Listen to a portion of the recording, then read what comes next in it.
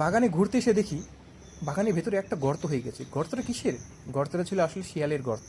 সেই গর্তটা বাগানের মাঝখান দিয়ে অন্য একটি পুকুরের সঙ্গে সংযুক্ত।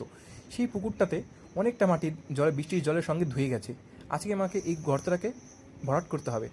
তো হ্যালো গাইস, কেমন আছো? আশা করি আপনারা সকলে ভালো আছেন। আর আমি চলে এসেছি গাবলা, জলের বোতল, বিড়া আর একটি কোদাল নিয়ে। এখন এই মাটি কাটবো। মাটি কেটে দেখবো গাবলার মতো মাটি লাগে এই গর্তটাকে ভরাট করতে।